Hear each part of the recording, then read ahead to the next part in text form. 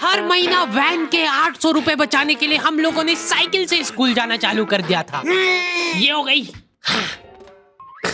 4 लौंडे थरथराती ठंड में साइकिल से स्कूल जाते हैं, ब्लेजर, टोपा, मफलर बांध बुंदा के। एक तो ये ब्लेजर बहुत अजीब था हमारे स्कूल का। 2 जेब थी हमारे ब्लेजर में और 2 ही अंदर की साइड थी। हमारे स्कूल वालों को लगा कि बाहर जेब का क्या ही यूज हो सकता है, इसलिए उन लोगों ने बाहर जेब ही नहीं दी। क्या करूं मैं इस जेब का? ठंडी लग रही है तो हाथ अंदर वाली जेब में ही डाल के चलना पड़ता था। कोनी से साइकिल चला के आते थे हम लोग स्कूल। सबको ऐसा लगता था कि हम लोग अपाहिज हैं। और फिर एकदम से हम लोग हाथ बाहर निकाल लेते थे।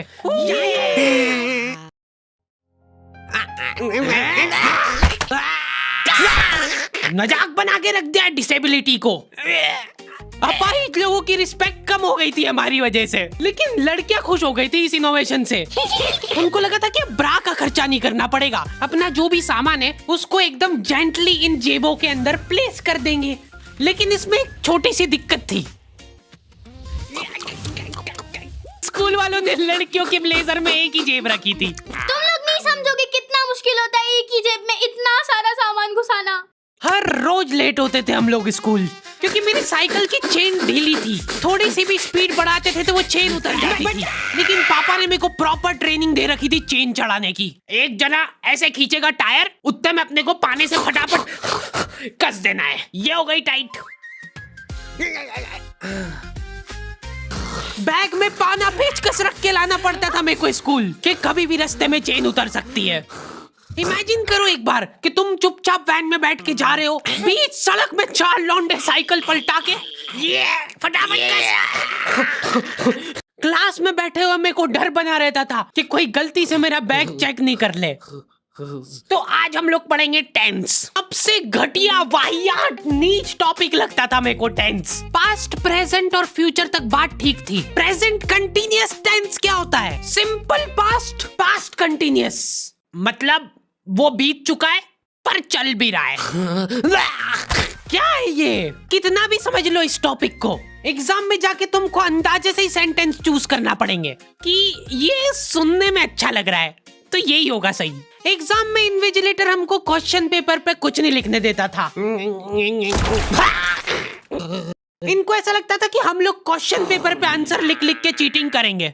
लेकिन हमारी क्लास के बच्चे एडवांस हो गए थे, ये पूरी की पूरी आंसर शीट एक्सचेंज कर लेते थे कि तू लिख के दे, को आता है तो।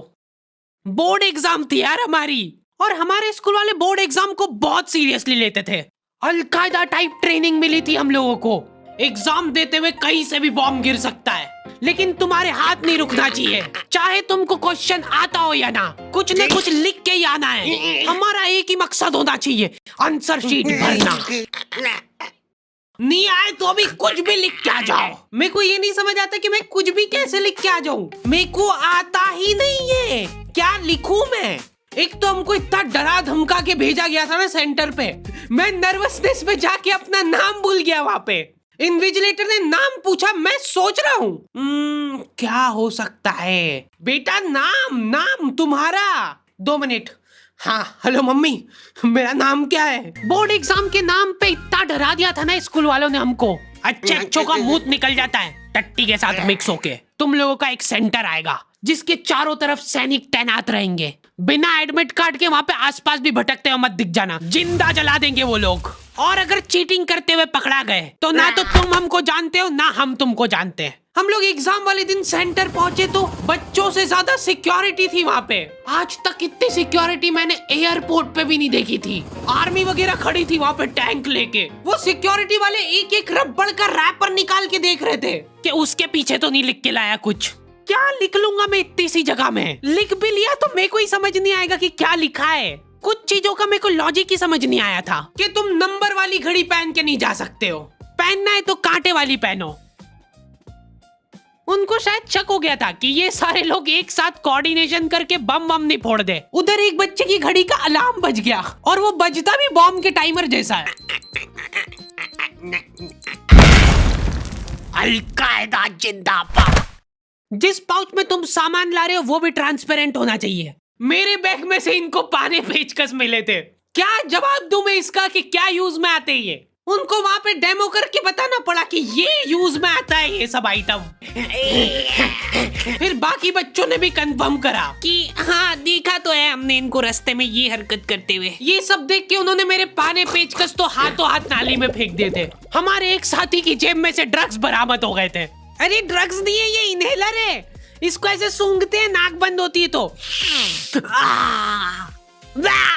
नाक खोलने के बाद भी अगर तुम इनहेलर को पूरी ताकत से सूंघते हो, आंखें दिमाग में ठंडक हो जाएगी तुम्हारे। वो बच्चे नहीं होते जो पूरा साल टाइम पास करते और एग्जाम के एक दिन पहले पढ़ के एग्जाम देने आ जाते हैं। वो बनने की मैं कोशिश ही कर पाया था। सिर्फ मैंने सोचा था आखिरी रात मेरी है, रात भर मैं पूरा सिलेबस चाट जाऊंगा, पर मैं एग्जाम के एक दिन पहले ही बीमार पड़ गया। सर्दी हो गई मेरे को, तो मैंने सोचा ठीक है अभी थोड़ा रेस्ट करते, सुबह उठ के पढ़ाई करेंगे। नाक बंद हो गई भाई, नींद ही नहीं आ रही है। फिर पापा आके मेरे को ट्रिक बताते हैं कि अगर राइट वाली नाक बंद हो रही है ना तो लेफ्ट साइड करवट करके सो जा, फिर गहरी सांस ले, तो ये जो है ना राइट वाली खुल जाएगी और लेफ्ट वाली बंद हो जाएगी। फिर लेफ्ट वाली अगर खोलना है तो राइट साइड करवट करके सो जा। पूरी रात करवटें बदलता रह गया मैं। सुबह रास्ते में जाते जाते पढ़ रहा हूँ मैं, क्योंकि बाकी बच्चे भी यही कर रहे थे। बच्चों को लग रहा है कि भाई जितना हम लोग साल भर में नहीं पढ़े उतना हम लोग रास्ते में जाते हुए पढ़ लेंगे। रास्ते में ऐसे कॉपियां लेके घूम रहे जैसे इनसे ज्यादा पढ़ाकू कोई हो ही ना। सुबह हम सब लोग सेंटर लेट पहुंचे क्योंकि साइकिल की चेन उतर गई थी, तो रास्ते में वो कर रहे थे। और क्वेश्चन पेपर भी लेट हो गया था उस दिन। क्वेश्चन पेपर Z+ सिक्योरिटी के साथ आता था। 10 बॉडीगार्ड लेके आते थे एक जरा सा पार्सल।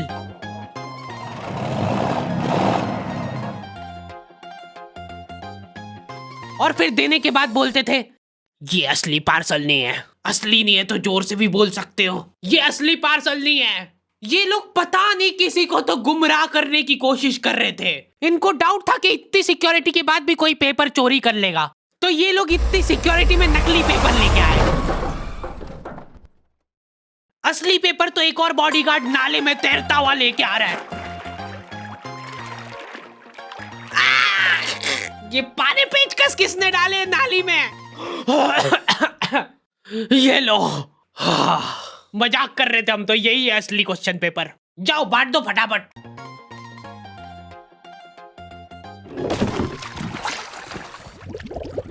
ये अपना आपस में एक दूसरे को गुमराह कर रहे थे।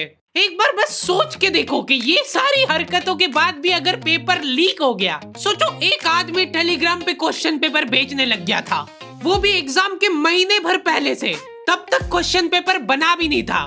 तो अब जो आदमी हमारा क्वेश्चन पेपर सेट करने बैठा, उसने सोचा कि उसका काम इजी हो सकता है, क्यों ना थोड़ा सा स्मार्ट वर्क कर लिया जाए। उसी ने सबसे पहले वो फेक क्वेश्चन पेपर खरीदे और वैसे के वैसे चेप दिए। जिसने पेपर लीक करा था वो खुद सोच में पड़ गया कि ये कैसे हो गया।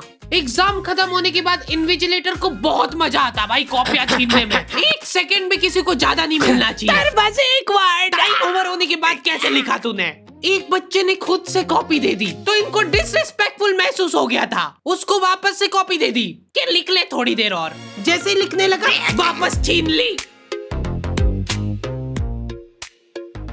ओके, तो दी एंड हो चुका है। पिछली बार मैंने तुम लोगों को 2.5 लाख लाइक का एम दिया था, जो कि तुम लोगों ने बहुत आसानी से कर दिए थे। तो इस बार एम रखते हैं 3.5 लाख लाइक्स का। जैसे ही तुम लोग 3.5 लाख लाइक का एम कंप्लीट करोगे, अगला एपिसोड में सीधा अपलोड कर दूंगा। मिलते हैं नेक्स्ट वीडियो में।